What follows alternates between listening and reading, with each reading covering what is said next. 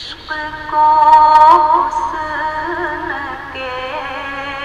انداز سکھا لوں تو چلوں عشق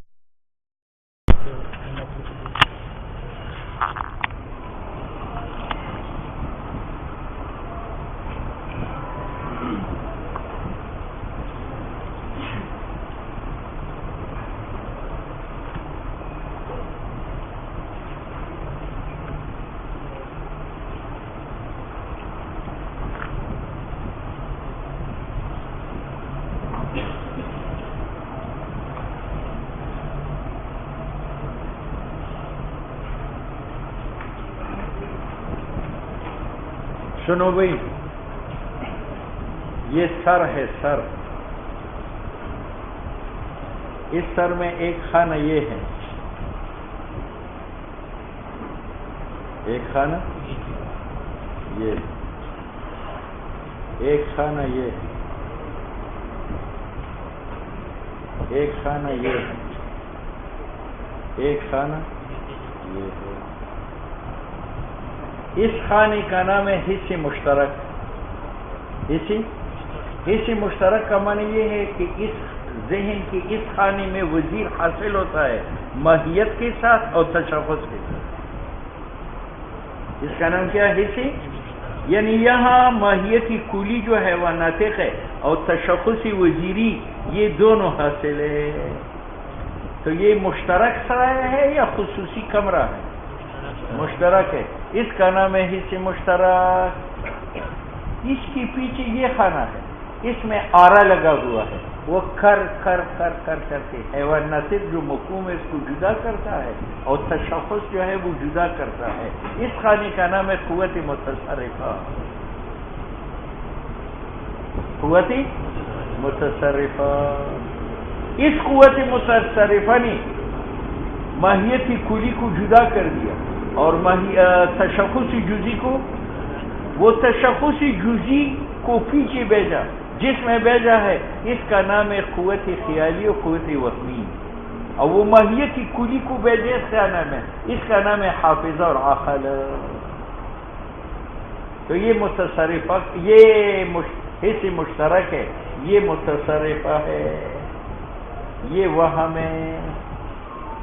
بات سمجھ میں؟ یہ خیال ہے اور یہ حافظہ ہے۔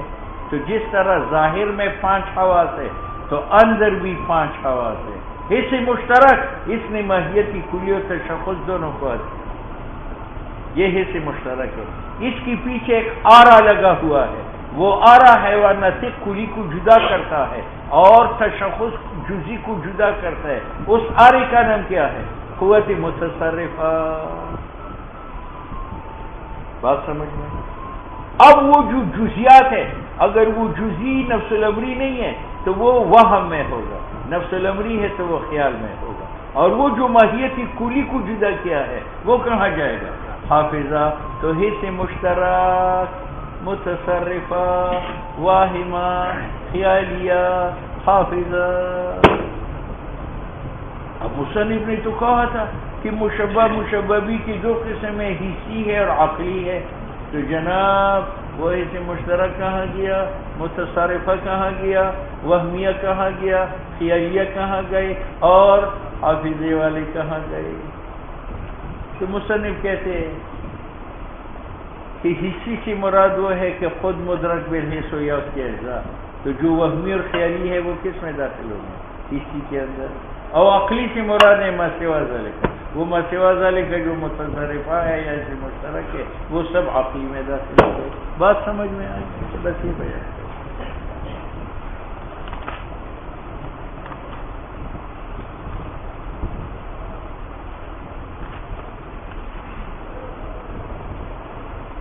وَمِمَّا يَجِبُ، اور وہ مرقات و اشاغوجی کی واجب ہے کہ وہ یہاں معلوم کیا جائے کہ ان من قوى الادراک، وہ قوت ہے جو علم حاصل کرتی ہے، ان کا نام متخیلہ ہے، مفکرہ ہے، ان کا شان ترکیب صور کا ہے، ترکیب معانی کا ہے اور تفصیل جدائی صور کا ہے، او تصرف صور میں او اختراع اشیاء او ایجاد کرے ایسی اشیاء لا وجود لها فی نفس الامر، تو مراد خیالی سے وہ معدوم ہے رکبت المتخیلہ جس کو مرکب بنا لی قوت متخیلہ ایسی امور سے ادرکت بالحواس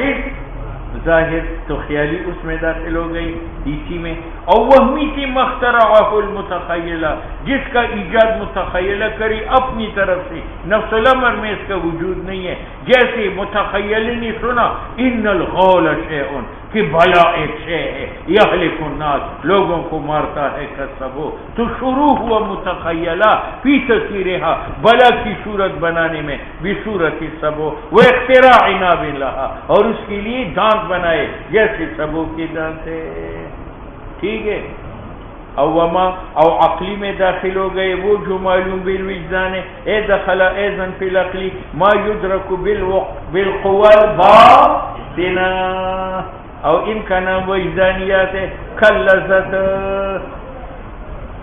وہی ادراک ولیل لما، یہ ادراک و حصول ہے اس شے کا عند المدرک، آگے بارت کیسی یہ ادراک و نیل لما اس شے کا عند المدرک کمال، جو عقل کے نزدیک وہ شے کمال اور برکت ہو، من حیث ہوا،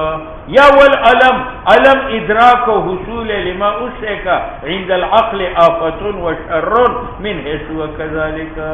اور شک نہیں ہے کہ ادراک کی دو معنی کا جو لذت علم ہے، لیس بشیء من الحواس الظاہرہ، یہ حواس ظاہرہ سے نہیں ہے بلکہ حواس باطنہ سے ہیں، ولیس ایضا من العقلیات صرفا، کیونکہ یہ جزیات ہے مستند للحواس، بل من الوجدانیات جو مدرک ہے بالقوى الباطنہ، جیسے سیر ہونا، بھوکا ہونا، خوش ہونا، مغموم ہونا، غضبناک ہونا، خوفزدہ ہونا، وما شاکل ذالک۔ مراد یہاں لذت اور علم سے کلی نہیں ہے، کیونکہ کلیات معلوم بالعقل ہے بلکہ جزیات ہے الحسیات، ورنہ لذت و علم عقلیان من العقلیات، ووجہہ اس کا معنی کیا؟ مصنف نے کہا تھا کہ ہم تشبیہ میں ارکان سے بحث کریں گے، ارکان چار ہے، طرفین، مشبہ، مشبہ، وجہ شبہ اور اداتی تشبیہ، دو بیان ہو گئے مشبہ مشبہ، یا عقلیان ہوں گے یا حسیان ہوں گے، یا ایک عقلی ایک حسی، یا یہ حسی یا عقلی، اور حسیان کے پھر 5 قسم ہے، پھر درمیان میں وہمیات میں تخیلات آئے تھے وہ ان میں داخل کر دیے، ٹھیک ہے۔ اب فارغ ہو کر وجہ شبہ زید کل اسد فی شجاعت، تو تشبیہ کا معنی وجہ شبہ معنی وصف مشترک درمیان مشبہ مشبہ بھی، تو اسے شجاعت دلالت کرتا ہے اس وصف پر جو وصف مشترک فی ہے درمیان مشبہ اور وجہ تشبیہ ما وہ وصف ہے یشترکان کہ مشبہ مشبہ بھی برابر فیہ، اس معنی میں قصد اشتراک الطرفین فیہ، وذالک لأن زیدن زید اور صد شریک ہے بہت سی ذاتیات میں، مثلا حیوانیت میں شریک ہے، جسمیت میں شریک ہے، وجود میں شریک ہے وغیر ذالک، حالانکہ ایک کو بھی ان میں سے وجہ شبہ نہیں ٹھہرایا جاتا، اور یہ اشتراک کبھی کبھی وصف میں تحقیقاً ہوتا ہے، کبھی تخیل یعنی وجہ شبہ یا طرفین میں حقیقتاً موجود ہوگا، اور کبھی کبھی تخیلی سے مراد کیا ہے؟ کہتے ہیں تخیلی سے مراد یہ ہے کہ وجہ شبہ طرفین میں نفس الامر میں موجود نہیں ہے خیال میں، یا احد الطرفین کے اندر نفس الامر میں نہیں ہے خیال میں۔ مراد تخیلی سے یہ ہے کہ موجود نہ ہو ذالک المعنی وجہ شبہ احد الطرفین یا دونوں میں، مگر علی سبیل الفرض والتأویل، جس طرح کأن النجوم بین دجاہ سنن اللہ بینہن ابتداء، کہتے ہیں کہ اندھیری رات میں ستارے ایسے چمکتے ہیں جیسے بدعات کے اندر سنن چمکتے ہیں، تو مشبہ کیا ہے؟ نجوم بین الظلم، اور مشبہ بھی کیا ہے؟ سنن بین البدع، اور وجہ تشبیہ ظہور منیر فی مظلم، اب ظہور منیر فی مظلم تو مشبہ میں موجود ہے نجوم منیر ہے اور مظلم رات میں ہے، لیکن سنن یہاں سنت منیر ہے اور بدعت مظلم ہے، کأن النجوم بین الدجا، ستارے اندھیروں میں ایسی چمکتے ہیں، سنن لاہ بینہن ابتداء، اصل میں شعر ہے سنن لاہ بین الابتدائی، سنن چمکتے ہیں درمیان بدعتوں، بظاہر معنی یہ ہے سنن ہے لاہ بینہن کہ چمکتے ہیں سنن کے درمیان بدعتوں، بدعتی چمکتی ہے سنن چمکتی، خود کہتے ہیں وجہ شب فیہ استجوی میں وہ ہے عطے جو حاصل ہے حصول اشیاء مشرقہ بیزا فی جوانب شیء مسلم اسود، اور یہ وجہ شبہ غیر موجود ہے مشبہ بھی میں جو سنن بین الابتداء ہے الا علی طریق التخیل، ٹھیک ہے، اور وجہ یہ کہ عرب ہر حق اور سنت مشابہ بھی نور کرتا ہے اور ہر بدعت و گناہ مشابہ بھی ظلمت، وذالک وجود منیر کا فی المشبہی علی سبیل التخیل ہے، وہ یہ کہ انہ شان یہ ہے جب بدعت اور ہر وہ شے جو جہل ہے تجعل صاحبها، اس کی صاحب کو شمار کیا جاتا ہے کما یمشی فی الظلمہ ولا یہتدی للطریق ولا یامن، وہ محفوظ نہیں ہے کہ اس کو پہنچ جائے ناپسندیدہ چیز، نشبہت البدعۃ بها، بدعت مشابہ ہوئی ظلمت کے ساتھ، اور لازم ہے بطریقہ عکس کے کہ ان تشبہ السنت، کہ سنت اور ہر وہ چیز جو علم ہے اس کی تشبیہ دی جائے کس کے ساتھ؟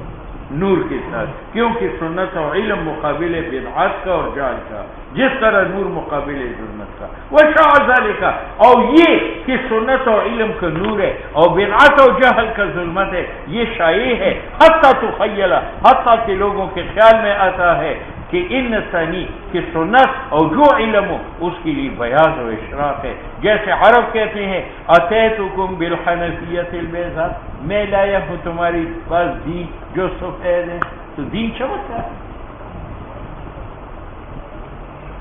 والاول والا خلاف ذالک، اور اول جو بدعت ہے اے یخیل، خیال میں آتا ہے کہ بدعت اور جو جہل ہے ان کے لیے سواد و اسلام ہے، جس طرح عرب کہتے ہیں شاہد تو سواد کفر من جبین فلان، میں نے ابو جہل کی جبین سے سیاہی کفر کی دیکھ لی،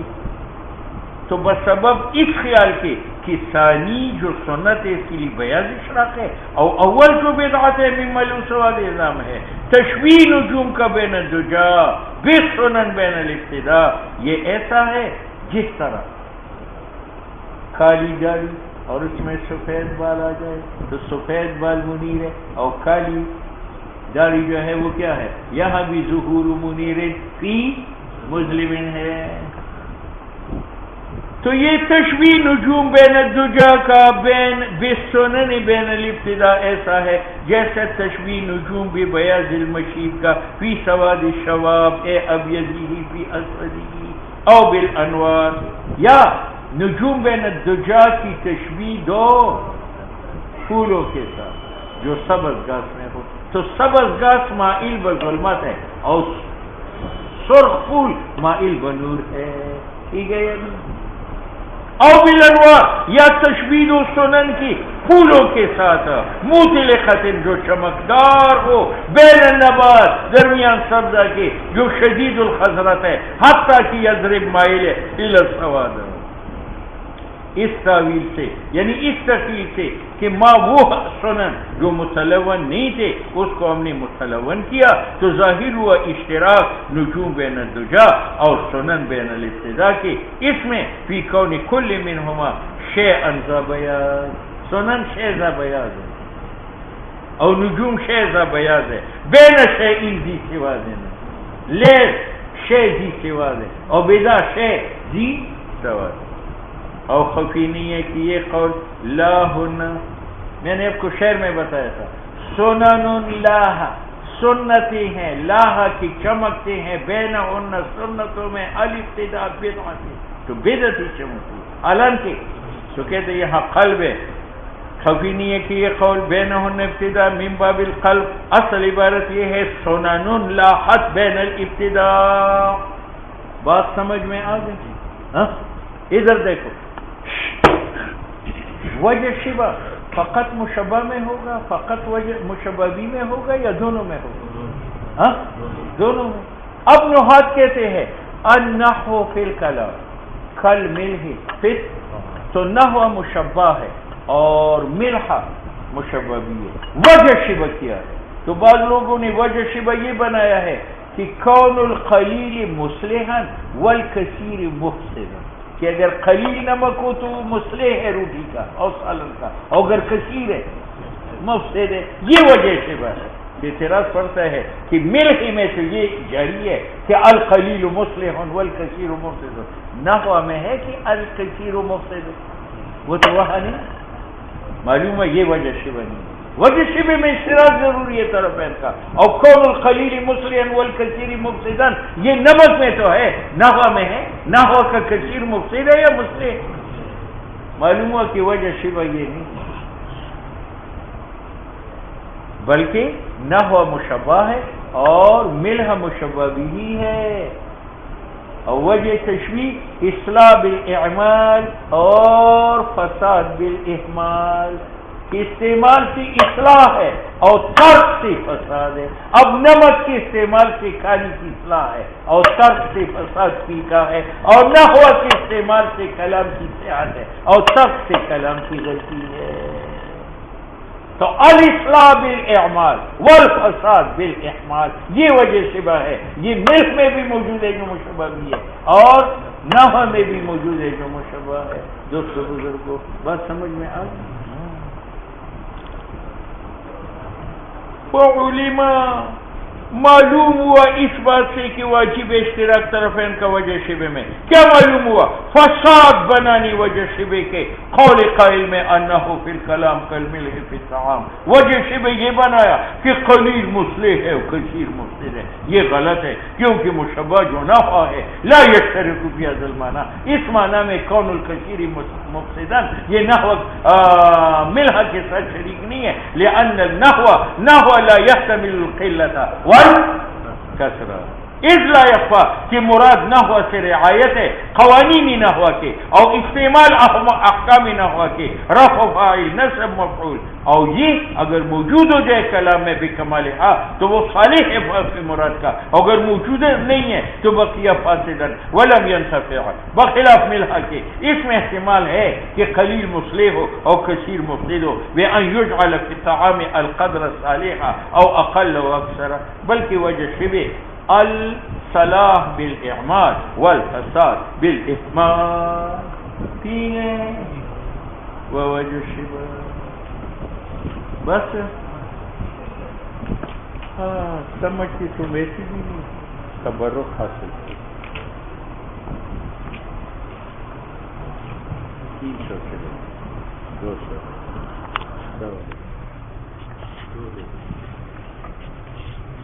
انشاءاللہ